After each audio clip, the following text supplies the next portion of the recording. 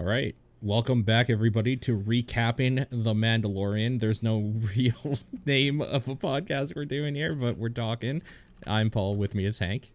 Hello.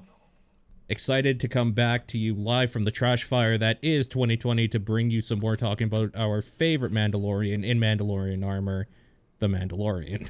Chapter 9, The Marshal, Season 2. Hell yeah. So, just as a quick recap, of course, we're still with the Mandalorian, Mando, whatever you want to call him. I can't remember his actual name. They said it like before, but who cares? And he is undergoing the mission still of finding Baby Yoda's people and bringing him to them. And that's kind of where we start off here by the Mandalorian has received some information that somebody might know where another Mandalorian of his kind are so that he could get some more information or some help or blah, blah, blah. And that's kind of where we start off now with him kind of chasing down that scene, like that scene opening of him talking to this dude or whatever. So I guess the dude's name is Gor Koresh. And I guess one of the first things is that I need to talk about. I thought this show looked really ugly in the first little bit of it, and I don't know why. I don't know if it was like because we need to make an opening shot and all we have is like a factory or a green screen or something, or people like aren't working as hard during the pandemic or whatever. But something about it felt really, really bad looking for a little bit, and then it was done when we get into the actual arena where the conversation happens, and it looked fine after that. And I don't know why. Like I forget what those aliens are called. The Thox in that like boxing ring or whatever. They're Gamorreans. Yeah. The Gamorreans. They just look terrible. Like they didn't put enough dirt on them. They were lit wrong. They just also one of them has skinny legs, which is weird because they look just like bad human cosplay. Actually, there's a lot in this episode, I will say, kind of looked like bad human cosplay for a few parts. But whatever. One of them literally was. The lighting of their setup just did not look good in that scene at all. Yeah, it's weird because after that scene, it's fine. Everything else looked fine. Well, because they shoot the show in a weird way where they have like this, instead of like a blue screen, they like project. They have like this special studio that like projects the stuff they're gonna CG in on into the scene around the actors, and that I guess that works way better in like desert settings. And it would make sense why they keep using it. Yeah. Yeah, something about it looked like really, really bad at the beginning, but thankfully it doesn't last that long. As always, it was adorable to see Baby Yoda, and man, I just noticed how much more they show Baby Yoda all the time now. Like every scene, if the Baby Yoda's not on the screen, everybody should be asking, "Where's Baby Yoda?" Exactly. It's like they actually followed that. Because every scene they do like a shot where you can see where Baby Yoda is usually, or they pan to him to see his reaction to things, and it's hilarious. Yeah. He's just hanging out in the corner. Really not part of the plot at all, but he's there. Don't worry. It's really good, honestly. I'm happy with it because there was a lot of haters last season for whatever reason. I'll be one of the ones to come out, and I'll be the brave one to come out and say, I think Baby Yoda is great. I like Baby Yoda. The brave ones. I'm one of the brave. Yeah. No, Baby Yoda is very good. He's pretty perfect for like your cute mascot character or whatever. He's a shining candlelight vigil in this dark, depressing, shadowy year. Yeah. So, yeah, of course, this is a Mandalorian. Nothing goes appropriately, so he meets up with this Gor Koresh guy, and it turns out to be kind of a trap for his Beskar armor. Really stupidly, they try to jump him, and he's a fucking Mandalorian, so he just completely annihilates everybody in the vicinity. Even Baby Yoda at that point is just like closes his little carrier. He's like, oh shit, here we go. Yeah. What are those these missiles called? They're like hummingbirds or something. Yeah, I can't remember. I can't remember. Yeah, made such a plot point about them last season. I'm a really big fan of the whole, like, we have to start off the show showing how badass the Mandalorian is. Because it's like, at least we have to at least start off the season with it or whatever. So yeah, the standard like we're going to kill you or whatever if you don't give us this thing. And then he just takes out everybody around him, and even the other guys who start coming up one by one after that, he just kills them all easily. Like, it's ridiculous to think that they had a chance. They overestimated themselves. Yes, I would say so. But he does have his information after he's tied up Spider-Man style on a street lamp with a bunch of ravenous wolf creatures in the darkness waiting to pounce. He says that he heard of a Mandalorian, or one that looks like him, in the nowhere lands, basically, of Tatooine. And then, of course, this is the moment I'm like, of course they're going back to Tatooine. Like, why wouldn't they, right? Sure, why not? Gotta go to Tatooine, dude. It's just the hottest place. It's the hottest club. Not breaking his promise, he did not kill Gor Koresh by his hand. He just let him get devoured by whatever the fuck was stalking the knights in that area, which looked really bad. So, yeah. Apparently, that dude was John Leguizamo, and I didn't know that, which is hilarious to me. Hilarious. Of course. I mean, it's Star Wars. Like, any fucking CGI character that you see is played by a famous actor, because why not? They could afford it. Yeah. That whole part, by the way, is just fun.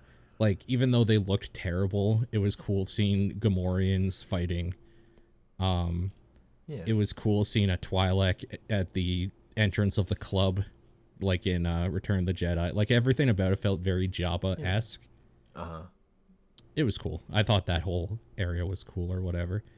Yeah. Okay, so he goes back to Tatooine, where he meets up with, I'm trying to remember her name. Do you remember the name of the lady? She's like she's like the mechanic from the first season. Oh my god, it's going to drive me crazy. Mando? Yes. Yeah, something like that. Anyways, it's Amy Sedaris. It's something like you said, though.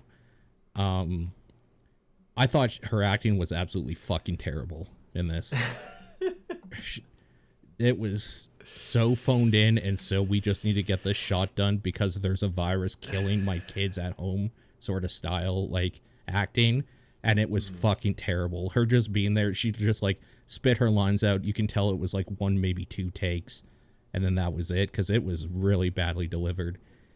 But whatever. She's there basically to just take care of the ship and let the droids kind of clean it up or whatever. We get a little bit of the funny, haha, droids are dumb as they break part of his ship, and she scolds them because it's Star Wars. Because they're episode 1 droids. We're all idiots. Yes. They're all idiots, true. But more importantly, I guess she shows where this place that he's looking for is, and I'm trying to remember the name of it. It's Mos something, because everything is Mos something. Mos Pelgo. Is it Pelgo? Okay.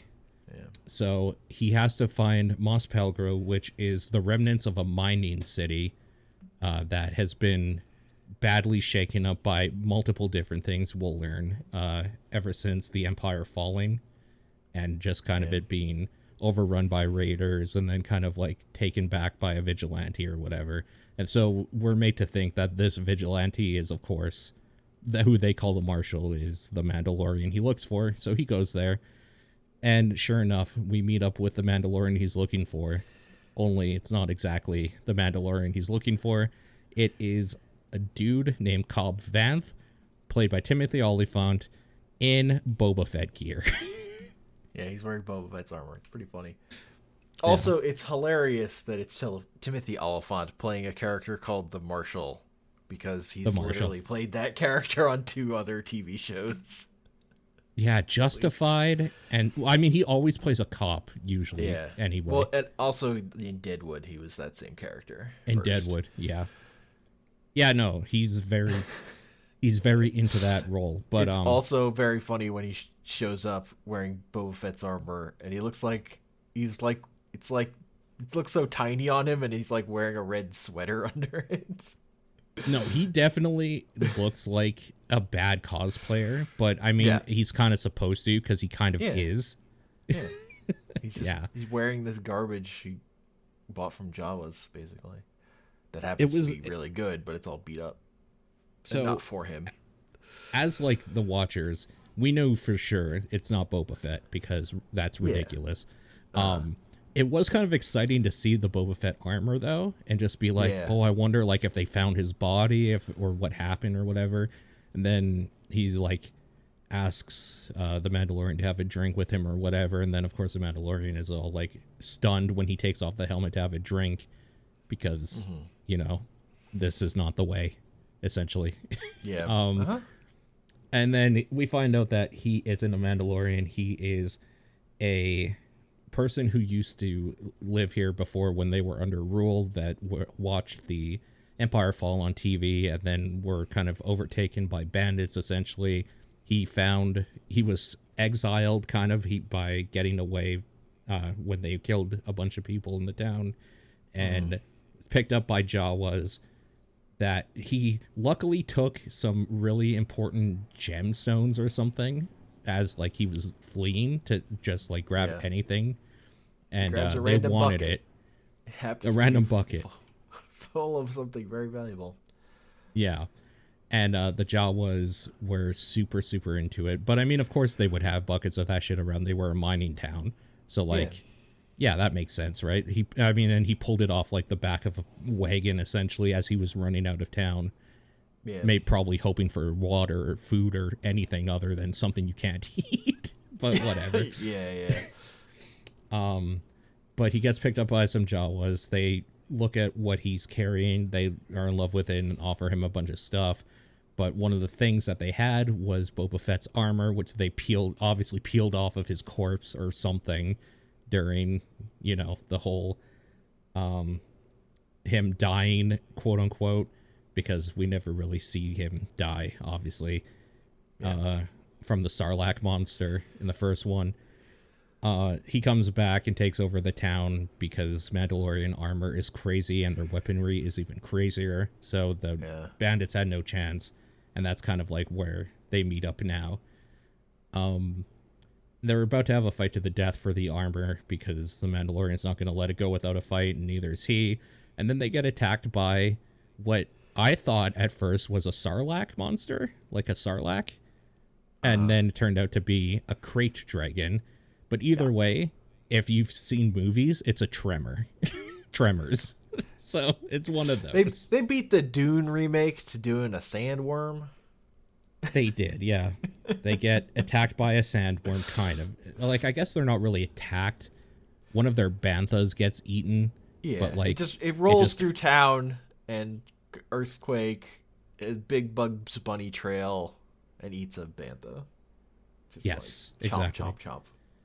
It's mainly just a visual spectacle to show how big this thing is, as like the whole ground is shaking, as well as like all the buildings and stuff. Like, this thing is huge. And also, it's, as soon as I saw it, I was like, okay, so that's the quest for this episode. I guess. That's the thing that they have to do. So they make a deal where he's going to hand over the Mandalorian armor if the Mandalorian helps him kill the crate dragon. And then it turns into this weird thing about they go to like stake it out or whatever, meet up with some sand raiders or Tusken Raiders. I don't know what's more offensive. I don't know what they prefer to be called, so excuse me while I just call them Tusken Raiders or maybe Tuskens. That sounds worse, actually, calling them Tuskens. Yeah. Anyways, there's this whole subplot where, like, the town hate the Tusken Raiders because they're raiders and they're brutal savages that attack every now and then. Yeah, it really felt like classic Western, like townfolk versus cowboys and Native Indians. Americans. Yes, Yeah, it was 100% all those tropes, but we're doing it with Tusken Raiders, who aren't a real people, who are gonna get mad about it. Right, but it's literally those tropes. I think more importantly is that they added character to those people, because Tusken Raiders were always just the savages or whatever in everything, and this is kind of the first time where they have like needs, wants. They have a little like weird tribal ritualistic society where they feed the krayt dragon. Our hero can talk to them. Yes, that's a big part of it. Yeah. Yeah. So isn't just murdering their children and. So they meet up with them, and the Marshal, or Cobb Vanth, goes with kind of curmudgeonly to see, because they had staked out the krayt dragon for a while, and it was kind of feeding time, because they have this thing where they feed it like every day or whatever to hope that it doesn't kill them, basically. And they show them where the krayt dragon is and kind of like how big it is and stuff. There's a great scene where the one Tusken Raider like brings a bantha out there to like feed it and just screams into the cave. He starts running, and the sandworm, the fucking krayt dragon, just comes out and eats him. Oh, it's so good. It's so good. The bantha's just stuck there with a stupid look on his face. I really love it. It's so good. Me of like just a goat sitting there in Jurassic Park, not getting eaten. It's so good. Also, this is the point where they put together a plan where they need both the town and all the Tusken Raiders that they can get to like fight this thing, because this thing is way, way bigger than it has any right to be. This krayt dragon took over a Sarlacc pit. Yeah, it just ate the Sarlacc. Like, this thing is big. And that's kind of like where the show goes for a little bit there. These weird politics of like joining with the savages, common enemy sort of tropes, and blah, blah, blah. Cobb Vanth doesn't like their weird powdery, smoky ink drink that was offered to him and offends them earlier. But now when they're in the shit together, at some point he like takes it from him and drinks it. And yeah, it's a very, very quickly paced, poorly done kind of just like, we're friends now because we have a common enemy. But like, it's a show. It has to be. It's fitting a lot in there for the first episode, honestly. And then it's just kind of the cool part, right? Where they're fighting this thing, or like they're trying to drag it out. The idea is they have a whole bunch of explosives because it's a mining town. They're going to bury the explosives, get it out far enough so that they can explode the stomach of it, because that's its weak point. Mm-hmm. And they do that. It kind of does nothing but piss it off. And that's where like it just starts eating and destroying people. And then that's where we get our heroes, Cobb Vanth and the Mandalorian, to use their armor to like kind of fly around and do some funky little shit or whatever. I really like the callback too of how Boba Fett died, where when the Mandalorian's like, okay, I got to take care of this myself or whatever, he just smacks the jetpack and like sends him flying. It's almost like he knows it's like a bad jetpack or something. He knows exactly how to hit it. So that was a funny little Easter egg, I thought. Also, there's an Easter egg earlier of Cobb Vanth shooting a rocket Boba Fett, and it's so stupid. Seeing him bend over. Oh my god, it's so fucking stupid. But They Men in Black it. He purposefully takes a whole bunch of explosives down into the gullet of the monster with him, blows it up, and they win. That's essentially the episode. Yeah. As they're pulling out, we see what people are saying is an unarmored Boba Fett just staring at them as they leave. Yeah. And that's how the episode ends. So, now we can talk more specific things. Like, I really, really like that stupid scene of just like him bending over full 90 degrees to shoot a rocket is so fucking stupid. It's so good. It's like, so whoever good. thought of this is so, like, just the dumbest idea ever. I'm trying to think of some other... Oh, I have to talk about this. The bike that Cobb Vanth has is a decommissioned half of a pod racer. Yeah, that's pretty fucking It's so good. That's so good.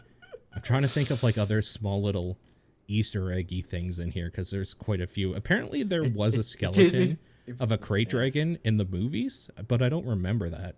Oh, me either. Yeah, no, like Cobb Vanth on his bike just reminded me of like the Mandalorian is out here on his starter bike, and Cobb Vanth has been questing here for a while, and he's got like the hot one he got from a quest reward or something. Yeah. It was great to see the Jawas again.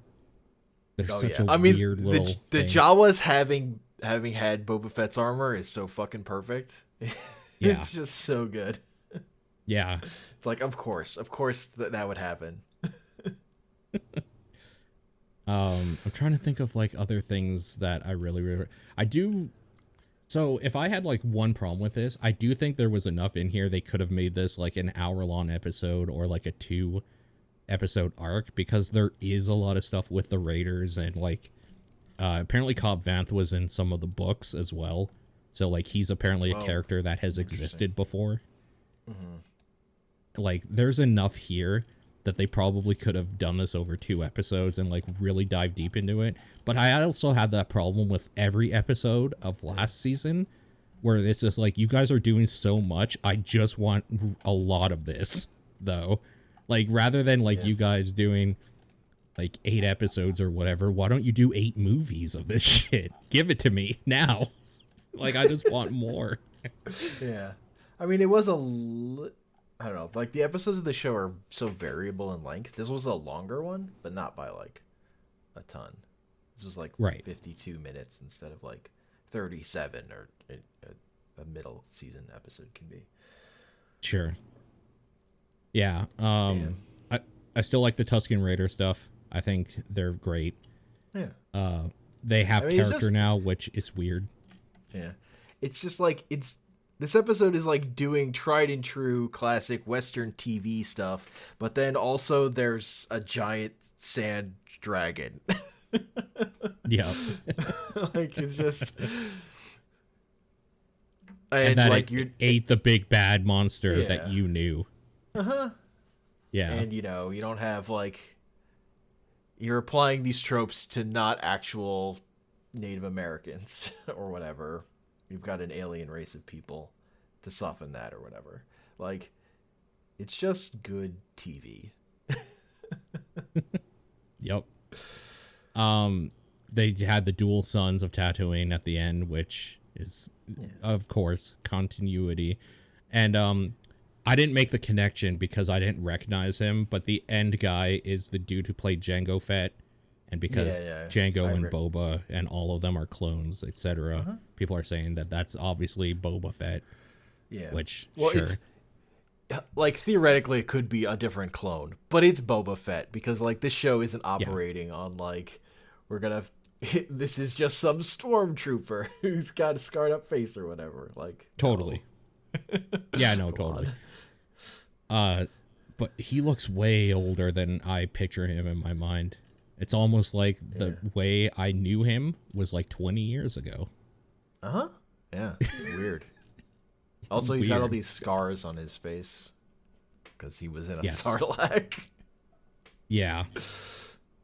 and somehow got out. So, but I mean, it makes sense also because that guy said there was a Mandalorian in that area, and we didn't meet one until now. Like until the very end, we saw one. Yeah. So, yeah, no, I thought this episode was really, really cool. Great way to get back into things. Yeah, I was really digging it. I thought it was great. Do you have any specifics that you want to talk about? Like, I mean, I really liked Timothy Olyphant, but I generally always like him playing that character. He's good at it. It's hilarious how good his hair is living in that fucking town, but I guess he has a helmet to protect it. Also, I thought it was really funny that like he takes off the helmet and then never puts it back on when like, you know, it's like a helmet. It's like armor. Like, why isn't he wearing it the rest of the episode? He has it, but you know. You've hired Timothy Olyphant. You're gonna put him on screen. You're not gonna keep him in a dumb helmet the whole time, I guess. Yep. I don't know. The Crate Dragon was so good. Like this episode would kind of be like whatever, but that fucking thing is such good spectacle. Honestly. Yeah. Do you think maybe it was a little too big for an intro back in, or was it the right amount? Because it seems like a really weirdly big thing to start episode 1 on. They have 8 more of these to go. Yeah, like, I mean, compared to, like, what he was, like, the amount of trouble he went in to beat a much smaller creature living in a cave last year. Yeah. But, I mean, like, bringing back the Tusken Raiders thing, which they established from last year, I don't know, it seemed fine. It's been a while. I'm fine with a cool thing. Give me the big thing. Sure. Yeah, fair enough. Plot was that interesting? Also, another Easter egg that I didn't know until I was reading up about this a little bit. I just forgot to mention it earlier. Apparently, I was going to say the R2 unit, but it's not. The R5 unit that was passed up for R2-D2 in the movies was in this at Amy Sedaris's place, I guess, which was kind of also a neat little thing, I guess. Oh, but like, you could literally just say that about any robot that looks like that, and I would believe it. Yeah. I mean, that droid's supposed to be force sensitive in extended universe canon. Oh, so maybe it is like a super important thing. I don't know. Yeah, I wouldn't bring that back. The force sensitive droid who sacrificed himself because he knew how important R2 was. So dumb. I think the only, like, I know that they can't just jump back in with Moff Gideon right away, but it seems like Moff Gideon would be right on their ass because he was kind of left hanging at the end of the last season. It seems like he would maybe be chasing them a little bit more or something, but I don't know, maybe not. But I feel like that would be hard to come down from. I don't know. I feel like they had to start lower. Like they started big, but it's also like he dealt with a thing in a whatever town. You can build the greater plot stuff. You still have plenty of places to go up from here. Sure. Also, I've heard some people complaining that they don't like the whole like doing small chores essentially in a TV show, and I disagree. I want the Mandalorian all to be every week he has a new problem to solve for like small gains. Yeah. That's what makes it a good TV show. Yeah. Like I like that balance of mostly it's episode of the week, but also there's a plot we're building up. Yeah. Like I definitely agree. That's just good formula. All right. That's all I have to say about the episode. Again, if you have anything else, do you have any ending remarks? Baby Yoda was in that side saddle, and he was so happy, and I was happy for him. He was so happy, and his ears were flapping. Oh, I love Baby Yoda. Also, next episode in like a few hours, even though I'll probably wait till tomorrow when I'm awake fully to watch it. Mm-hmm. I'm excited. Yeah. And okay. Thanks for listening, and this is the way. Peace.